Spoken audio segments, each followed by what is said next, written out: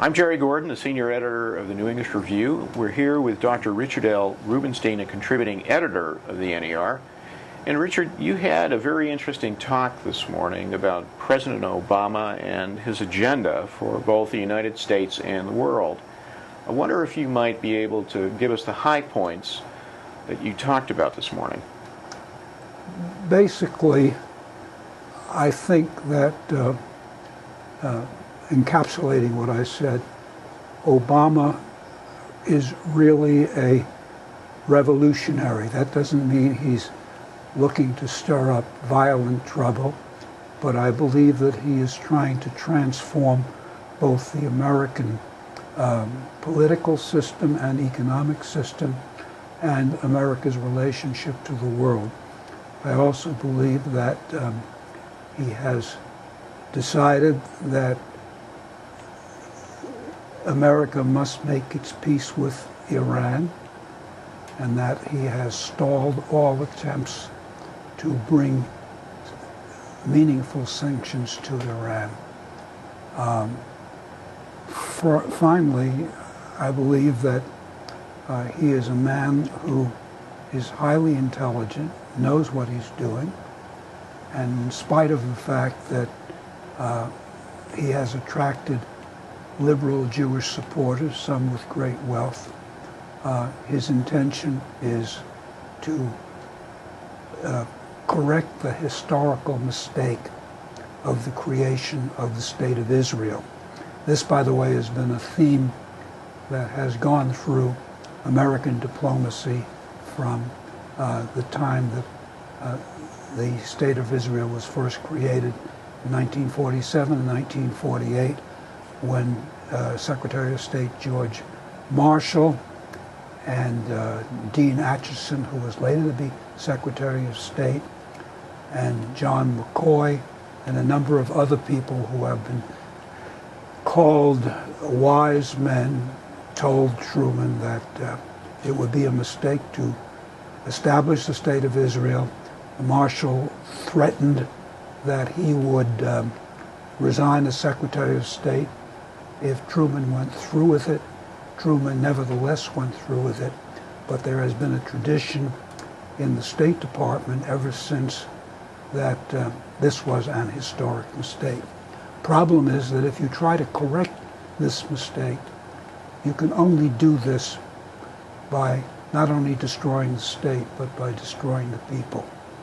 And since the Arabs have not been able to destroy the state by themselves, they have used diplomacy and international pressure to create a situation in which the odds are stacked in the UN and elsewhere in the diplomatic world heavily against Israel.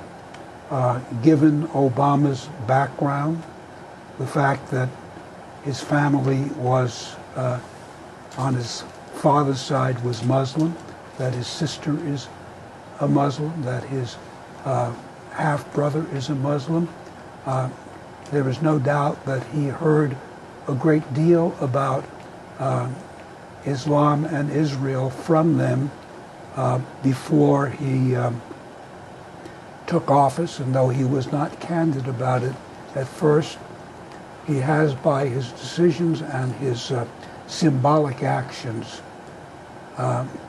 made it clear where his sympathies are.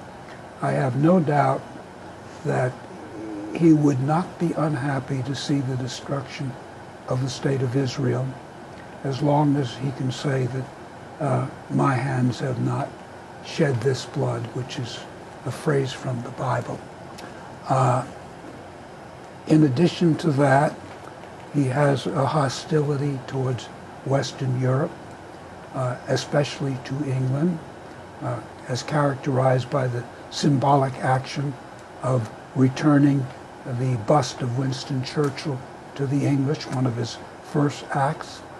And he has made some interesting symbolic moves with, for example, bowing to King Abdullah of Saudi Arabia, since King Abdullah is the keeper of the two holiest shrines of Islam, Mecca and Medina, one wonders why he did this. But when a head of state, which is what Obama is, makes a symbolic statement like that, you know he's trying to convey a message, and it's not one that we in Western civilization can really accept. Finally, he has talked of a nuclear-free Middle East and a nuclear-free world. And what he intends to do, of course, is, if he can, to disarm Israel's great equalizer. It has been able to defend itself against the far more numerous Arabs by virtue of the fact that it has nuclear weapons. And Obama will, and he's indicated he will, apply every pressure to Israel to take that equalizer away from them. So the way I see it is that this man is a menace to Israel, to Western Europe, and I might add that Western Europe is beginning to have sanctions against Iran, which are far greater and more effective than anything Obama was willing to tolerate, and to the whole of the Western world. He aims for a radical transformation. He is the most radical president America has ever had. Richard, thank you very much. Okay.